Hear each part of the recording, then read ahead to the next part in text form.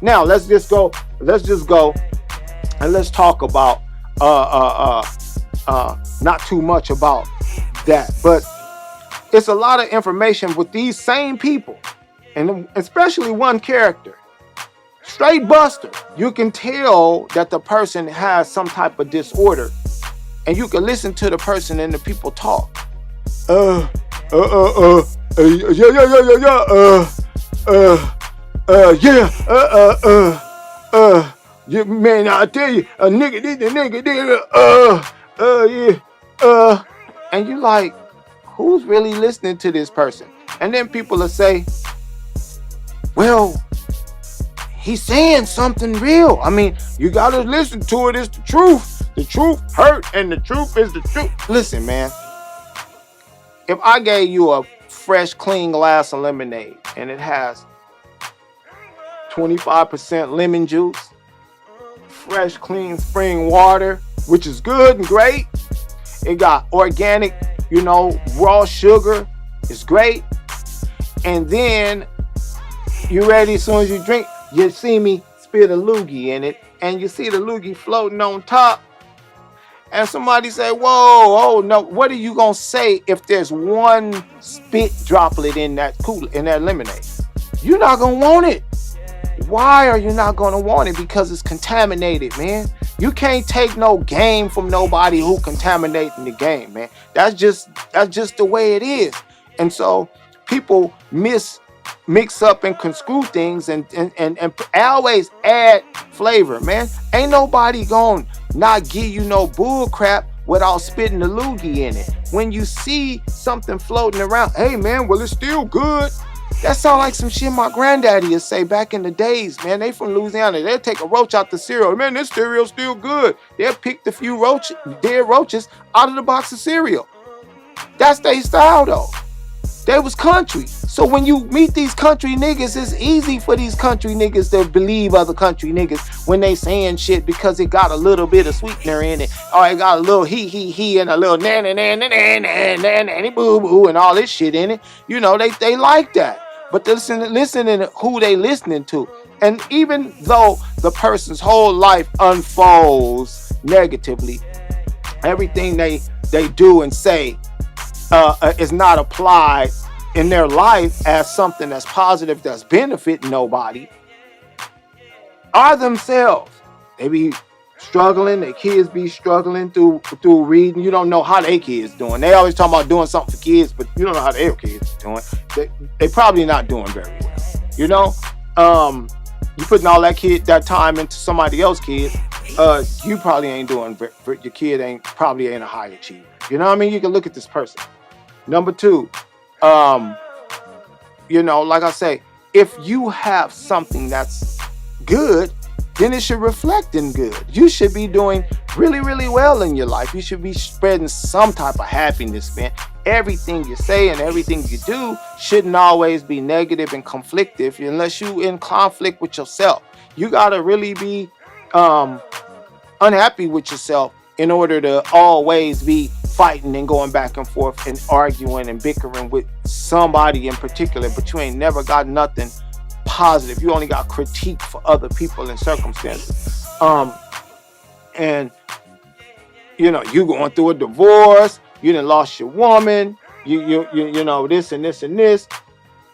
I mean, damn, homie, you going through a whole lot of stuff, and it's like, wow, you would think that if you had some game, it would be applying to your life and you would be happy and prolific and doing and somewhere sailing and doing something peaceful and happy.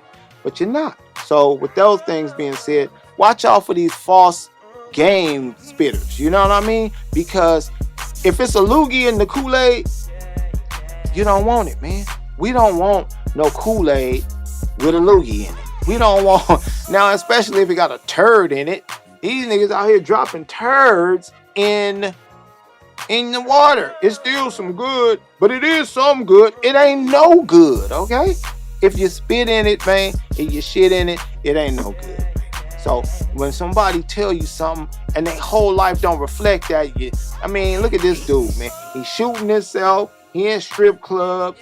He's smoking all the drugs. He was just out here in LA dealing with the homies of different sets and different places, trying to get some hustle. Nigga started selling t-shirts at 40 years old. He didn't have no way in life. He didn't know where he was going. You out here trying to sell t-shirts, some shit that people did 20, 30 years ago, bro. You just now was doing that. You trying to drive trucks. When I seen the dude on I'm talking about, yeah, the dude from Dallas, okay? I just ain't trying to give him no play. You get what I'm saying? Because he feed on that. But you just was out here, right? Trying to sell t-shirts. Trying to sell some weed, trying to do everything. You didn't have no way. What 40-something-year-old man ain't got no direction in his life unless he did a whole bunch of years in jail? And you talking about prison and all this stuff like you've been to jail, but you went to jail as a child. I'm thinking this fool just got out, so I gave him some credit. I was trying to listen to some of the things he said and give him some benefit of the doubt for being stupid and silly. But if any one of us ever been to jail, we always see that one person, the person with the long, retarded looking head, the person who's frail and skinny and look like they scary. Anybody will beat them up. And we know how children are in child facilities. They are the most cruel, man.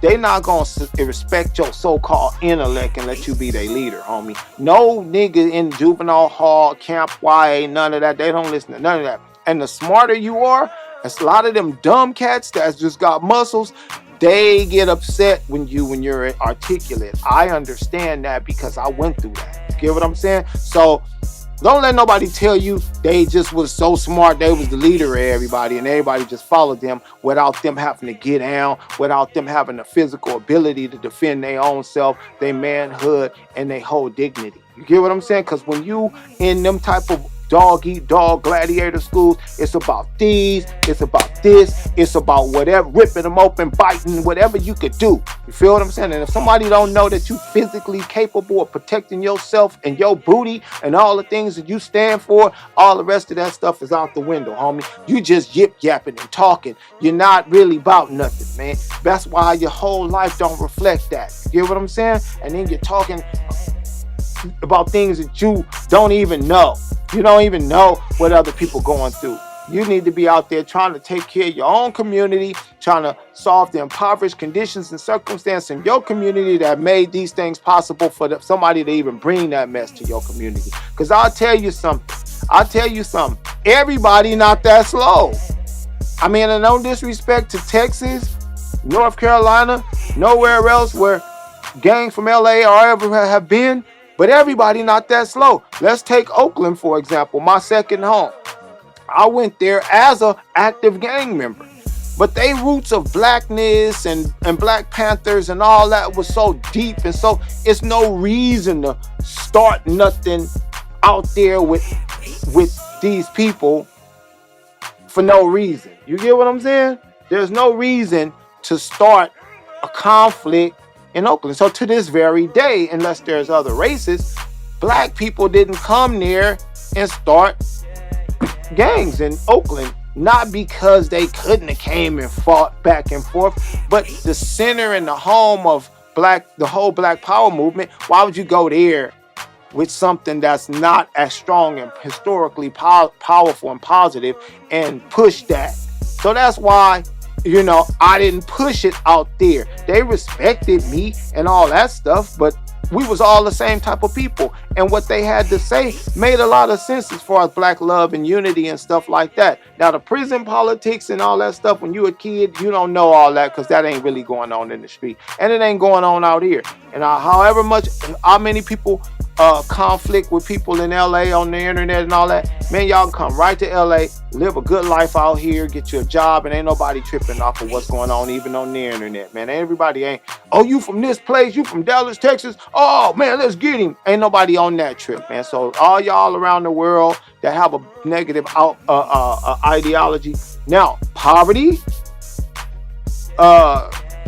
different things, the way you floss, the way you have stuff, and people looking for things, that's gonna happen, man. And I would assume that if you went to Mexico, right, and you was slipping in Mexico, same thing would happen. I was doing Colombia. This brother got killed in Colombia doing too much. Went out there and bought a property. And he was having money. He was filming it and all this stuff with his fun. He went out there with some fugazi, and they domed him in Colombia.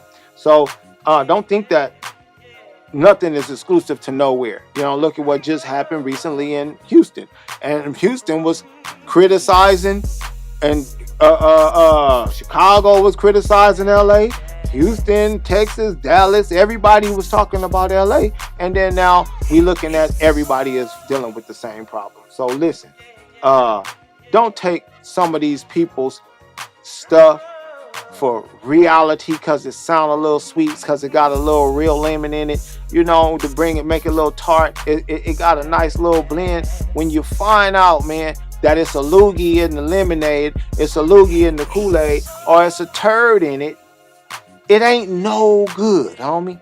You feel me? If it's a dead rat in your food, man, the food ain't no good, man. It can smell good, it can be fresh and everything, but if he dropped from the ceiling into your plate and you see that there's a dead rat, then the food is no good. So y'all stop saying, oh, he's saying some good. Oh, it's some good. It's some good. It ain't no good, okay? If you a rat, homie, it ain't no good. Ain't nothing you saying no good. Ain't nothing you stand for no good. And people, oh, well, you talking about snitching and snitching. No, snitching, and let's go with that for a second. Yeah, okay, people try to make what's wrong fair seeming and make it seem cool. But snitching is just another word for betrayal, man. You can't make betrayal cool. I don't care who you are, man. You can't be with somebody and make betrayal sound okay, man. And that's what's going on. Going into something else. We're going to go back into that for a minute about betrayal. Snitching and ratting and being a weasel. That type of stuff. That's what we're going to talk about next.